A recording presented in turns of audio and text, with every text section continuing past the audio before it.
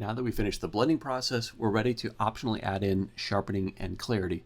Because remember, we deliberately avoided it for fear of causing halos along the edge here where the sky meets the mountain.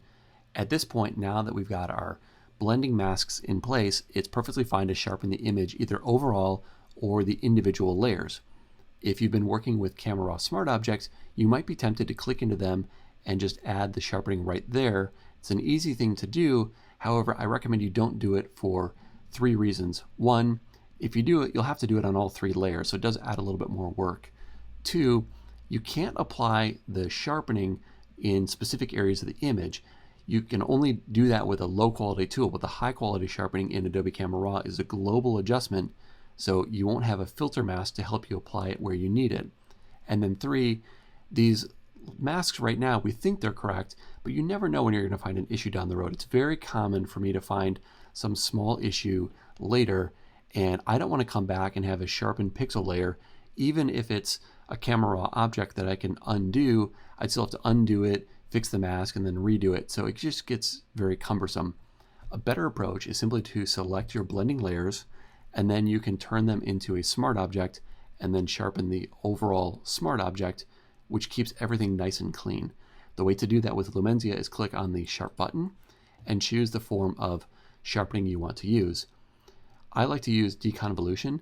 It's a way to offset the softness that you typically get from lenses or anti-aliasing filter, other things in the optical path. And you have one option here, which is just the amount. Anywhere from 30% to 50 is usually a good starting point, and you can adjust it later. I'll show you how to do that in a moment. Go ahead and click deconvolution. And deconvolution should always be the first type of sharpening you add. If you want to add things like high pass, you can later, but don't add high pass before deconvolution. It should be the first form of sharpening if you're going to use it. Let's zoom in and just see what it's done for the image.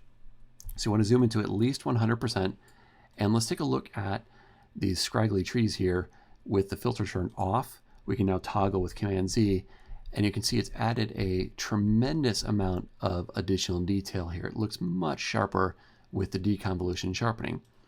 We can take a look here a little bit closer at this tree line and look with it on and off, and it's also adding a lot more definition. Up in these hazier blue mountains here, it's adding definition, but also a little bit of a feeling of grain to it. And then up in the sky, it definitely looks like grain. So we want to apply it more selectively, which is why we need this smart filter mask here. So click on the smart filter mask, and if you want to, you could use quick select or luminosity selections or many different tools for advanced selections. In this case, I think a simple gradient is all we need. So let's click on the gradient tool, make sure it's set to the default black to white transition, and then just click and drag from your affected to your unaffected area. And I always forget which direction it's going to go. So I'm just going to drag from below to the sky here, and I got it backwards. I wanted the white below because we want to reveal the sharpening down below, and we need white reveal. So let's reverse that, and we'll start from an unaffected sky down to an adjusted foreground detail. And now let's zoom in and just take a look, make sure we got it right. So if we turn the sharpening off, and now we can toggle with Command Z, it's looking really good here. It's looking good in the tree lines. These mountains look pretty clean, and the sky is staying completely clean. So that was a huge advantage. We've got a lot more detail, and we don't have a lot of noise in our sky. Lastly, now we could add our clarity. We could add it as a separate adjustment if you needed to duplicate this layer and apply it, but let's see if we can get by just applying it here in the foreground, because that's really where I want to bring out some more detail. So double click the Camera Raw filter, and then let's take a look at bringing up the clarity in the image.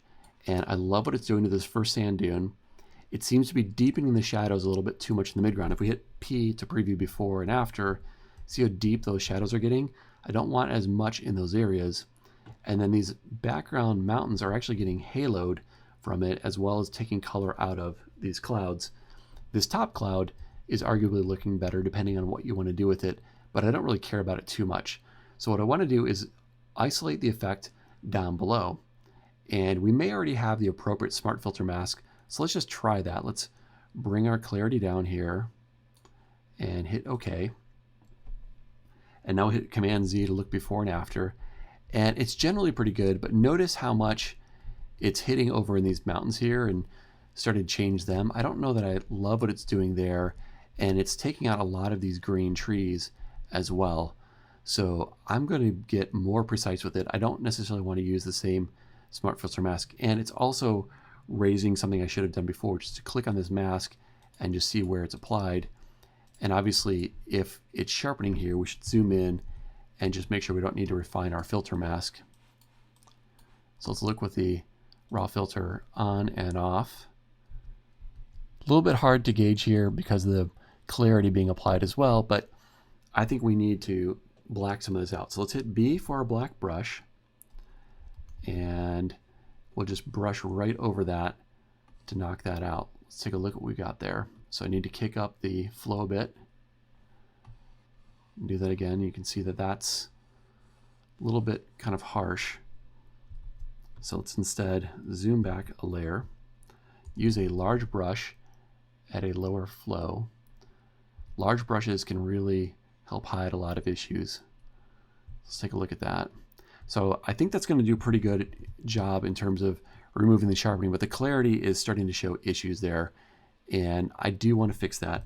So let's go back into our Smart Object, and rather than applying it everywhere, let's get more targeted inside of Camera Raw. This is a little bit like applying a secondary mask. What we're going to do is, instead of doing a global clarity adjustment, zero that out, let's do it as a gradient. So now we can go and we'll say we're going to go from here to about here.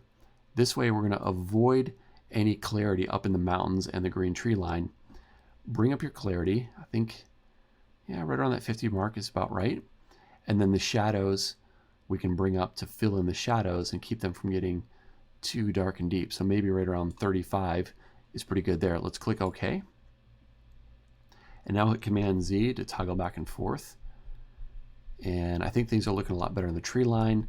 I think I may have added too much adjustment to the shadows, especially the foreground. I don't like what it's doing there. So let's open this up. Let's go back to our gradient, make it active, and let's knock the shadows down to about 15 and say OK. And now toggling that, I think that looks a lot better. So now we've got great clarity on the dune, we've got sharpness throughout the foreground, and we have a nice clean sky because of the way that we've applied the sharpening to this. At this point, you can now proceed to add additional layers for color adjustments and contrast, vignetting, dodging and burning, all the other typical things you would do to a single layer, but we have all that blending inside of here. Additionally, we can still adjust our blend. Note that this mountain on the right here is not as well separated as this mountain back here.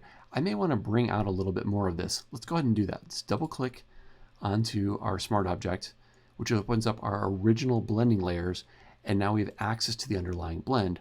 This middle layer is where we've blended that mountain, and what we ultimately want to do is have less of it coming through on that right-hand side in these mountains here.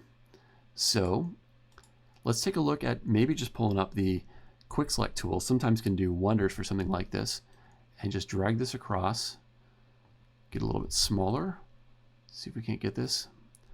And if it exceeds the boundaries there, we can always get this whole thing, and then we'll remove it. Hold down the Alt key. See how the cursor changes from plus to minus? I'm holding the Alt key. So now I'm going to remove the bottom area there. We'll just kind of come through there, cleaning that up a little bit. And that should be a pretty good selection for what we're about to do. You could even clean this a little bit here, but it's really not something where you have to be overly precise. If you're ever confused on the plus and minus options, right up top here in Quick Select is where you can determine whether you replace your selection, add to it, or subtract from it. So now I want to use a black brush and diminish this area. Let's hit Command H to hide our marching ants. Hit B for our brush. Make sure we've got the layer visible so we can work on it. And now we'll make sure we got a low flow and just paint through that selection. I'm going to bring the brush down to the point where it's something like this, which will allow it to be a little bit feathered at the edges because I have a soft brush, and just come across there. I'm hitting it pretty hard, but what I'm going to do is hit Command F to fade that back. Make sure it's in your normal mode. We can undo the last thing we did by fading this brush. So if we bring it back to like that 31% there, I think that looks pretty good. Let's say okay, and just compare to where we started. Here's where we opened the image, and well, that was hidden. Let's do that. Versus where we landed here. There we go. See how that background mountain has much better separation? I'll zoom back a layer just to make sure it's easy to see the whole thing. I think that just looks a lot nicer. Now, whenever using the quick select tool like that, it's a good idea to zoom in and just take a look at your work. Make sure there are no obvious edge issues created, but it shouldn't be a problem because we're looking at a blend of multiple layers. Quick select did a good job of picking what we needed, and we use a soft brush, so there's no reason to think you'll have edge issues, and there really aren't any here. But you can see that quick little adjustment really did improve the overall blend. So now we can close the smart object, make sure you save, which will then update the smart object inside the parent. And now we've got this updated, brighter, distant mountain with a little more separation between these two mountains. If we hit Command Z to toggle the change to it, we can see how nicely that's come through. And of course, we've done so without affecting any halos because we worked on the unsharpened underlying images, and all of our sharpening and clarity has come through completely unaffected. So it's a very simple way to make that change by using a smart object to house all the blend layers and then sharpen on the outside of it.